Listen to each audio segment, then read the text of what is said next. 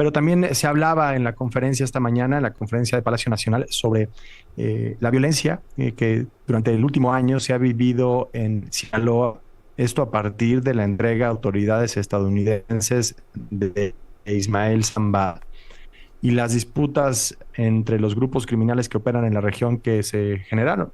Y a lo largo de todo este tiempo hemos ido platicando con Adrián López, que es el director del Noroeste, para ir entendiendo y bueno, informando y entendiendo qué es lo que ocurre en Sinaloa. Y ayer en el noticiero presentamos una nota sobre este asunto, Adrián, y decías, una de las cosas que hemos entendido en este año es el tamaño del acuerdo mafioso que durante años se vivió en Sinaloa y que con la entrega del Mayo se rompió, como se rompió la paz desde entonces. Adrián, ¿cómo estás? ¿Qué tal, Enrique? Muy buenas tardes. Sí, creo que una de las lecciones aprendidas, espero que podamos hacer algo con esa lección, es que esta guerra, la disputa entre los Guzmán y los Zambada, lo que exhibió, pues fue la pus, ¿no? Fue el nivel de descomposición, de podredumbre, perdón, de debilidad institucional, de colusión y de corrupción que incubamos durante décadas y que es lo que hizo que esta guerra pues nos esté dejando después de un año pues saldos tan abrumadores que contamos en miles de asesinatos, de desaparecidos, de violencias patrimoniales como robo de vehículos y robo a comercio. O sea, lo que al final la disputa enseñó es que por muchos años incubamos un crimen organizado tan poderoso que se imbricó en un montón de espacios de la vida pública, incluida la política, evidentemente, incluidas las corporaciones de seguridad, incluida la misma fiscalía, y que al mismo tiempo pues fue capaz precisamente, es capaz todavía, porque ahí está la evidencia de que siguen haciéndolo así, de hacerse la guerra pues con muchísima impunidad y con muchísima capacidad, a pesar, y esto también hay que reconocerlo, pues del tamaño de la contención federal que se ha enviado, ¿no? Suena, ya no nos sorprenden los números, Enrique, pero en los últimos 3 días llegaron a Culiacán 150 en elementos del específico. ejército más. No, no, no, casi 2,000, 1,500 Wow, elementos del ejército y 1500. 300 de fuerzas especiales. El domingo había dicho el general secretario que había ya 11,000, entonces piensa que ahorita andamos muy probablemente en los máximos de esto, que son 13,000. El problema es que pues no se quedan permanentemente, nunca sabemos cuándo se van, pero también hemos sabido que en algún momento hemos llegado a tener, digamos, mínimos en el marco de la guerra de 5,000. Entonces, el tema es ese, o sea, al final lo que exhibió esta guerra es que no estábamos listos para hacerle frente. Sí, bueno, queda claro que también lo que exhibe este momento en Sinaloa es que la idea de no hacer nada, la idea de solamente atacar las causas de raíz, la parte social, no resuelve el problema de fondo y de hecho lo complica. Déjame hacer una pausa, vamos a regresar con Adrián López y en esta conversación en tiempo. Ya estamos de regreso en tiempo real y hablábamos de que se cumplió un año desde la detención de Ismael El Mayo Zambada, el narco invisible, el que nunca pisó una celda mexicana y cayó en Estados Unidos. Y estamos platicando con Adrián López, director del Noroeste. Adrián, a un año, ¿qué tan cierto es que el vacío que dejó El Mayo lo están llenando células más jóvenes, más violentas y menos negociadoras? Bueno, yo creo que nadie puede dimensionar el vacío porque la verdad es que nunca entendimos muy bien exactamente cómo era esa versión moderna del cartel, ¿no? Uh-huh. Seguimos pensando todavía en que los cárteles son pues como estas organizaciones piramidales, súper jerárquicas, etcétera.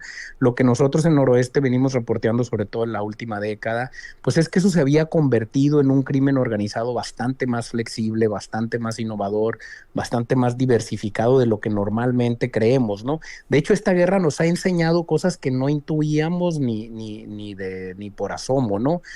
El decomiso, por ejemplo, de casi 2,500 cámaras clandestinas en la ciudad de Culiacán, que te dice que ellos eran quienes vigilaban, solo para dimensionar. El gobierno de Sinaloa acaba de anunciar que va por 600 cámaras de C4. Bueno, Uh-huh. les han decomisado 2,500 en el marco de un año, ¿no? Más de 2,000 máquinas tragamonedas en estos puntos que conocemos como jugadas, que te dicen que estaban metidos en el juego de azar, que estaban metidos evidentemente en el alcohol ilegal, que estaban metidos en la prostitución. O sea, sí lo intuíamos, pero creo que no dimensionábamos. Y la otra cosa que nos ha enseñado esta guerra, y creo que por ahí va tu pregunta, es, esta guerra nos ha enseñado una nueva genealogía del crimen organizado en Sinaloa. Apellidos, nombres, líderes que no conocíamos, que no están en las series de Netflix porque no pertenecen a esa generación anterior y que están allí todos los días en las redes sociales, en la narcopropaganda que se hace de las redes en las redes sociales, algunos pues vinculados tristemente a influencers que han sido asesinados o que han sido exiliados del Estado. Y luego lo que más me impacta es que cuando empiezas a ver los perfiles de estos personajes tienen 28, 30, 35 años. Entonces estamos hablando de una nueva generación en esta nueva lógica. Y lo que sí también es muy contundente es que el nuevo narco es sintético, ¿no? Ahí está, el decomiso permanente de laboratorios es mayoritariamente de metanfetaminas y los decomisos más potentes de sustancias ya terminadas son de fentanilo. Entonces, creo que estamos ante otro monstruo al que la etiqueta narco le queda chiquita, es otra cosa, ¿no? Y por supuesto, pues la imbricación con la política y con el poder público, ¿no? Dos agentes, o sea, los escoltas del Mayo, uno era un exagente y otro un agente en activo de la fiscalía, más de 40 policías asesinados en este proceso, pues que te da a pensar cosas, ¿no? La policía de Culiacán desarmada completamente y revaluada en un momento muy bochornoso cuando recién empezó esto, y la toma federal de las corporaciones de seguridad en Sinaloa, y eso dice cosas, y yo creo pues eso, ¿no? Que en realidad estamos pues abriendo los ojos ante algo que en realidad incubamos por mucho tiempo y del que evidentemente es responsable pues el Estado, ahora Morena, que es el partido que gobierna con Rochamoya y con la presidenta Sheinbaum, pero que en realidad incubamos mucho antes, y no es que le quite responsabilidad a lo que sucede, lo que creo que enseña es que nunca ha habido voluntad de ningún gobernador, y uso el ejemplo de la policía, pues para que Sinaloa tenga la policía que necesita y se merece.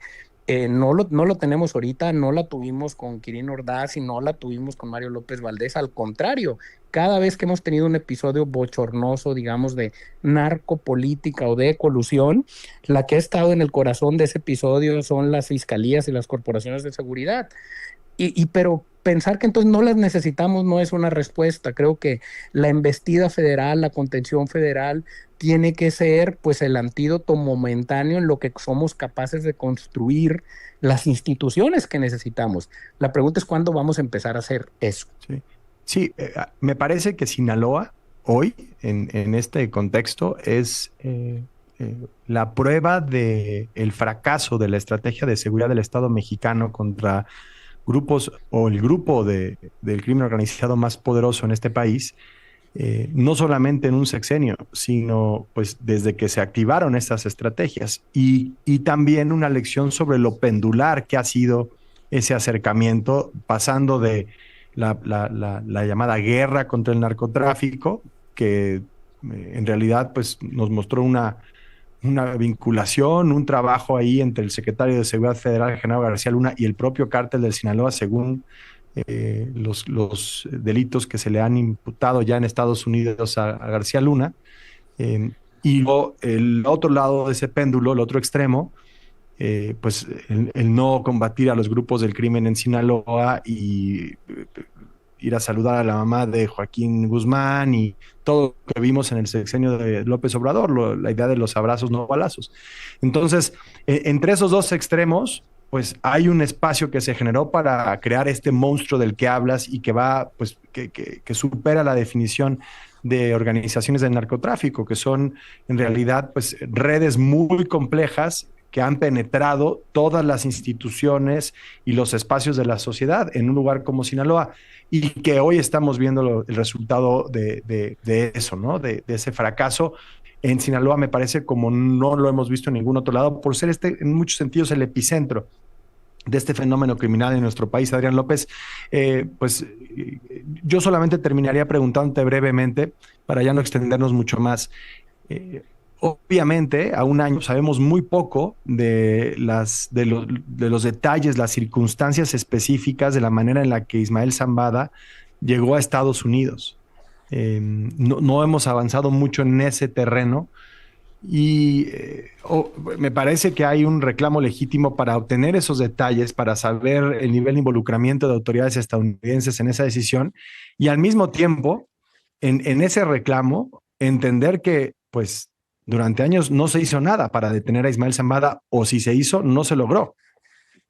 Sí, totalmente. O sea, yo creo que lo que evidencia lo que hoy, este hecho del que hoy se cumple un año, que es la captura de Ismael El Mayo Zambada, este avión que cruza Santa Teresa en Nuevo México, el asesinato de Melesio Cuen, creo que enseña un poco la trampa en la que estamos metidos ambos países, porque por un lado la narrativa antidrogas estadounidense es que las víctimas del tráfico de drogas, en específico del fentanilo, son los más de 100,000 muertos por adicción en Estados Unidos. Pero habría que decirle también al gobierno estadounidense que ese equilibrio que la captura del Mayo Zambada rompió, que era un mal equilibrio, pero era un equilibrio, me explico, un mal equilibrio, pero al final mantenía un statu quo que se rompió, nos ha dejado ahora acá en Sinaloa al menos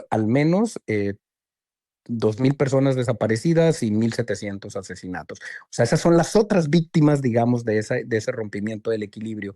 Y la otra cosa es que en la medida en que no cooperemos para que sepamos qué pasó ese 25 de julio, porque evidentemente es una burla y es una hipocresía enorme que no nos digan quién es el piloto y cómo aterrizó allá, y que no sabían absolutamente nada y que esto fue completamente, pues, de motu propio desde acá.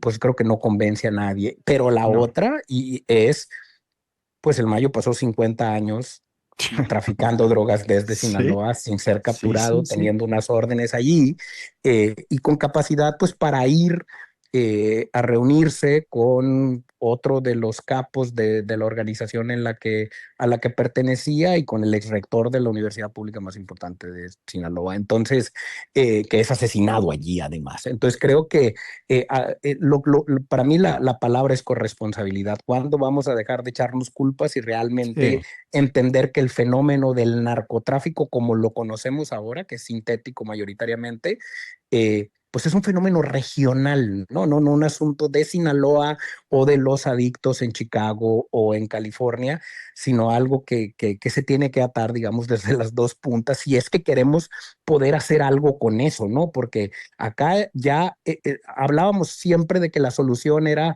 regulación en el caso de marihuana, ¿no? ¿Qué hacemos con las drogas sintéticas? La verdad es que es muy complejo, ¿no? Yo no tengo respuestas, porque además combatirlo en términos de seguridad es también mucho más difícil. Entonces, pasar una mochila con fentanilo, con una cantidad de dosis. Claro, es imposible detener. Sí, claro, los expertos dicen que ellos apuestan a perder 4 de cada 10 cargamentos y aún así sigue siendo hiperrentable. Ese es el tamaño del reto que tenemos. Sí, pues ahí me parece un análisis y una conversación muy necesaria en esta coyuntura. Adrián López, te agradecemos muchísimo este tiempo y esta comunicación en tiempo real. Al contrario, gracias a ti, Enrique. Pues ahí está Paco Almaraz, un aniversario de un hecho que parece circunscribirse solamente a la realidad de Sinaloa, pero que cuenta la historia de narcotráfico en México y de estas organizaciones criminales que, ya lo decía Adrián López, superan la definición de narcotráfico de las últimas décadas. En efecto, la narrativa de vamos por los capos ya no funciona, porque estamos viendo una fragmentación criminal en tiempo real. Estamos navegando territorios desconocidos. Pues sí, hacemos una pausa, ya volvemos con más información.